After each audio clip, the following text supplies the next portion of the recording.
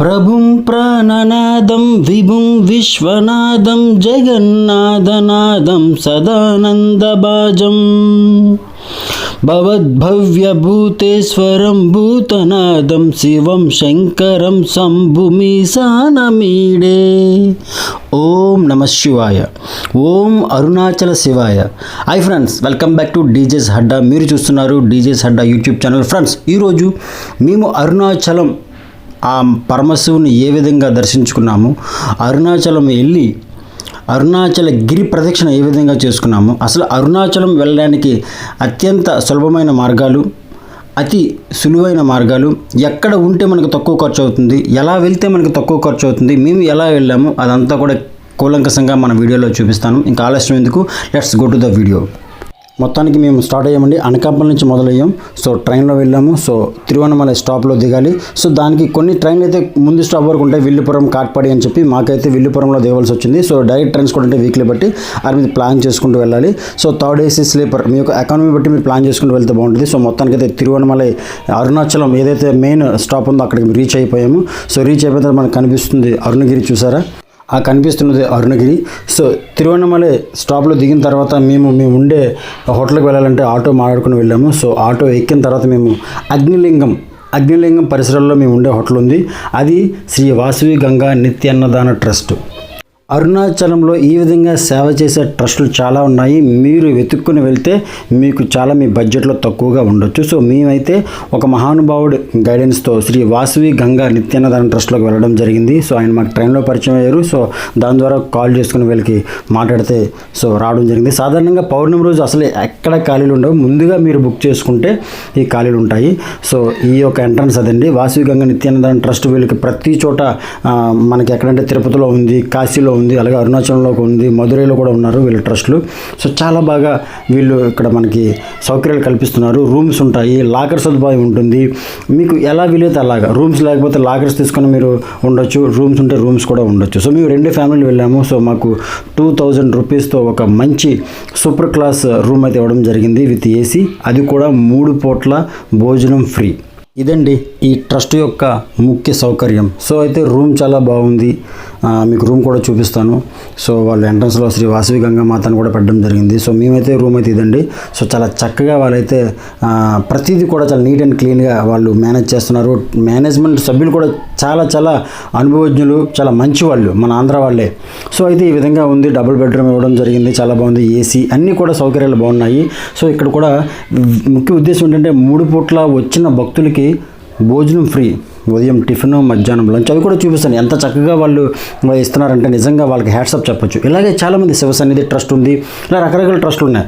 So మీరు ఇలాంటి ట్రస్టుల దగ్గరికి వెళ్ళి ముందుగానే మాట్లాడుకొని మీరు రూమ్ బుక్ చేసుకుంటే మీకు చాలా బాగుంటుంది. సో అంతేగాని అనవసరంగా ఎక్కడో దగ్గర ఉండిపోతే మాత్రం మీరైతే జోబు చిల్లు పడడం ఖాయం. సో ఇక్కడ చాలా రీజనబుల్ ప్రైస్తో మనకి ఇవ్వడం జరుగుతుంది. దట్టు మనకి 3 పూట్ల వాళ్ళు చక్కటి ఇంటి దగ్గర వండుకునే భోజనం కూడా ఇవ్వడం జరుగుతుంది. ఈ ట్రస్ట్ ఆ విధంగా మెయింటైన్ చేస్తున్నారు. నిజంగా ట్రస్ట్ సభ్యులకు నిజంగా నాకు పాదాభివందనం.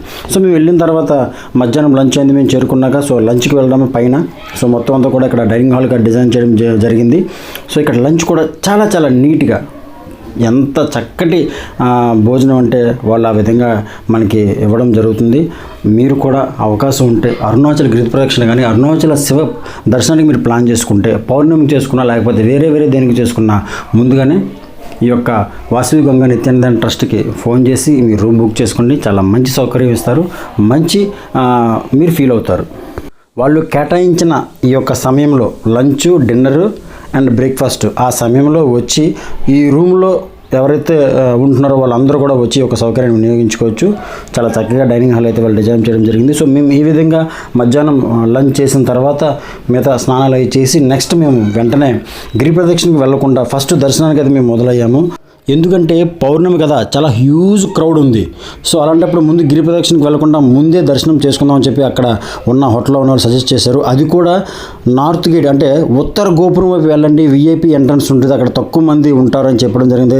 ఆ ఉత్తర గోపురం వైపు వెళ్ళాము. సో చాలాసేపు వెయిట్ చేసి ఒకసారి అందరినీ పంపించారు. సో మేము వెంటనే ఈ ఉత్తర గోపురం నుంచి లోపలికి ఎంట్రీ అయితే జరిగింది. చూసారా, కనిపిస్తుంది ఆ ఉత్తర గోపురం. సో అక్కడ రోడ్డు చాలా ఎండ విపరీతం, అక్కడ నిజంగా చెప్పాలంటే కాళ్ళు కాలిపోయి చూసారా భక్తులు ఏ విధంగా వాళ్ళు పరిగెడుతూ వెళ్తున్నారు. సో మేము కూడా అదేవిధంగా కాలిపోతున్నా సరే మేము ఆ పరమశివుని తలుచుకుంటూ అరుణాచల శివని స్మరించుకుంటూ ముందు దర్శనానికి అది మేము మొదలయ్యాము. ఎందుకు ఉత్తర గోపురం వైపు వచ్చామంటే మామూలుగా సర్వదర్శనం వెళ్తే 6-7 గంటలు పడుతుంది, ఎందుకంటే హ్యూజ్ క్రౌడ్ వల్ల. సో ఇక్కడ చాలా తక్కువ సమయం పడుతుందని చెప్పడం జరిగింది. అందుకే ఉత్తర గోపురం వైపు వచ్చాము.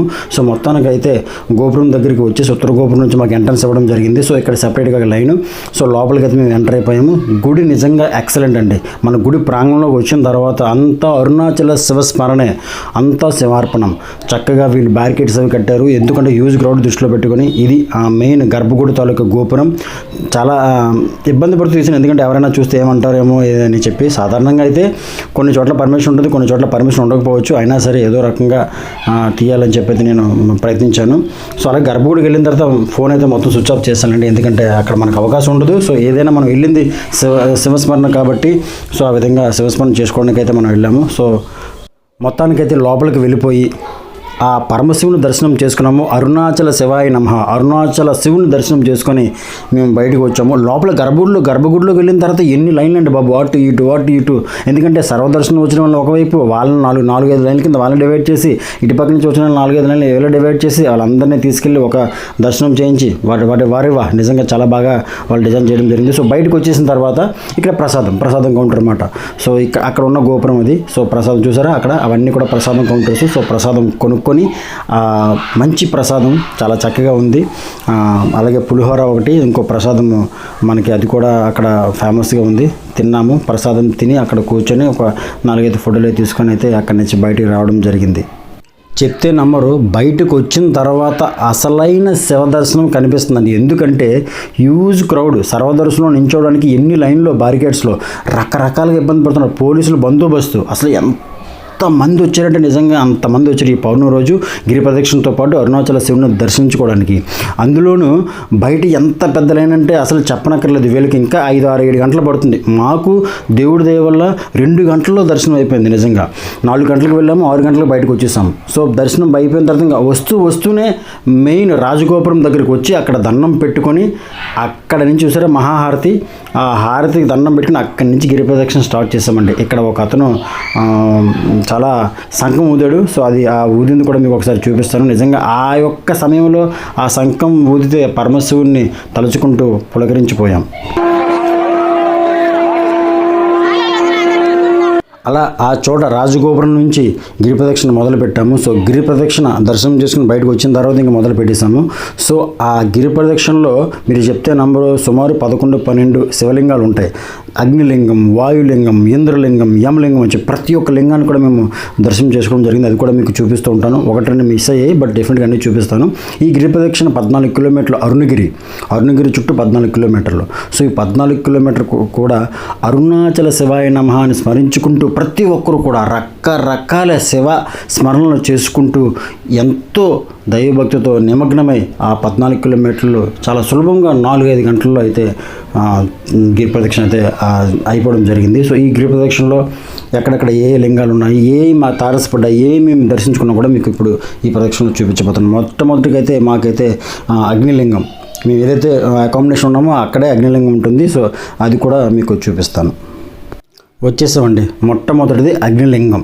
ఈ అగ్నిలింగం దర్శించుకోవచ్చు మనం ప్రదక్షిణ చేస్తూ, కానీ ఎంత జనం అండి బాబు. సో జనంలో మనం దర్శించుకోలేము. సో తర్వాత దాని అయితే దర్శించుకున్నాం. అలాగే దుర్వాస మహర్షి అని చెప్పి ఒక టెంపుల్ ఉంది. సో ఆ యొక్క గుడిని కూడా మేము సందర్శించుకోవడం జరిగింది. చూసారా ఎంతమంది ఉన్నారు. సో దారి పొడుగున, రోడ్డు పొడుగున జనాలే. సో ప్రతి ఒక్క గుడి దగ్గర దేవుని స్మరణే, ప్రతి ఒక్కరి నోట్లోంచి అరుణాచల శివాయ నమః స్మరణే. సో నెక్స్ట్ వచ్చేసామండి నైరుతి లింగం.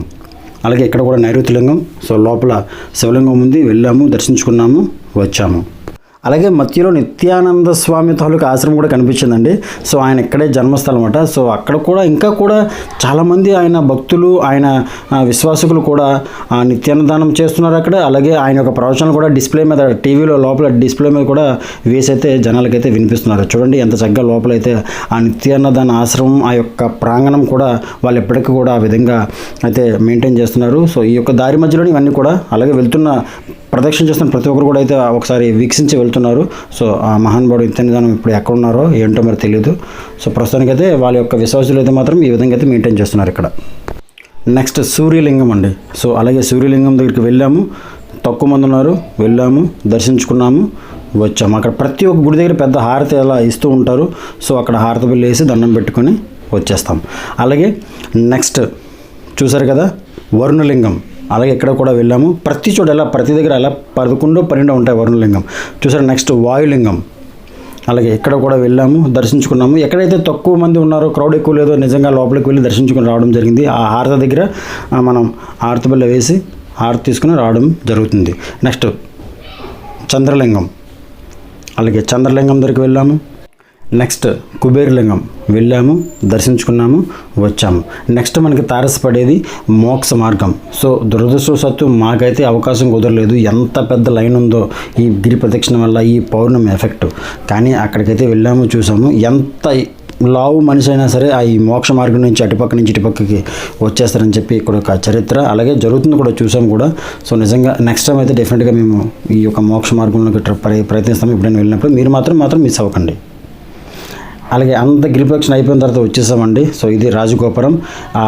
అయిపోయిన తర్వాత కూడా రాజగోపురం దగ్గరికి వచ్చి మళ్ళీ సేమ్ ఈ హారతి తీసుకొని మనం ఎక్కడైతే అకామిడేట్ అవుతున్నామో హోటల్, అక్కడికి వెళ్ళిపోవడానికి మనం దారి తీస్తాం. కానీ మధ్యలో మేము మొదలు పెట్టినప్పుడు ఇంద్రలింగం మిస్ అయ్యాము. సో అలాగే లాస్ట్ వెళ్ళిపోతున్నప్పుడు ఇంద్రలింగాన్ని కూడా దర్శించుకొని ఆ యొక్క శివస్మరణ చేసుకుని మేము అక్కడి నుంచి అకామిడేషన్కి వెళ్ళిపోయాం. సో నెక్స్ట్ డే మార్నింగ్ మళ్ళీ సేమ్ శ్రీ వాసవి గంగా నిత్యానంద ట్రస్ట్లో నెక్స్ట్ డే మార్నింగ్ టిఫిన్ చూసారా, ఉప్మా, ఇడ్లీ. మేనేజ్మెంట్ కరెక్ట్గా లేకపోతే ఏది కూడా సవ్యంగా జరగదు. సో ఇక్కడ మేనేజ్మెంట్ ఫస్ట్ క్లాస్ కాబట్టి మిగతా అన్ని ఎయిర్పోర్ట్లు కూడా ఫస్ట్ క్లాస్గా ఉన్నాయి.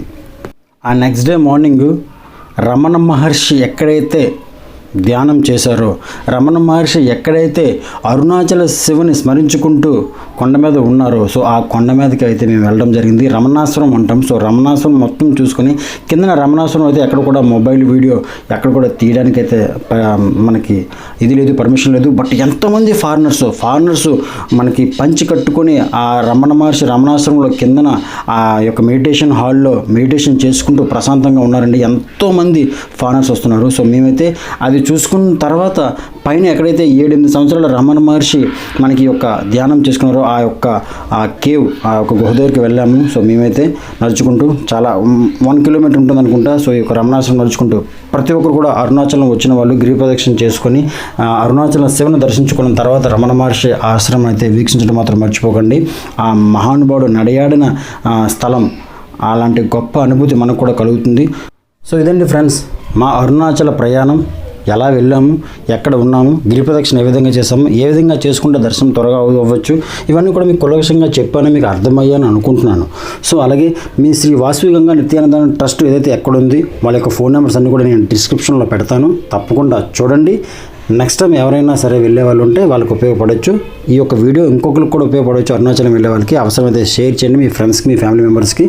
నా ఛానల్ సబ్స్క్రైబ్ చేసుకోవడం మర్చిపోకండి friends. Thank you so much. ఓం అరుణాచల శివాయ నమః.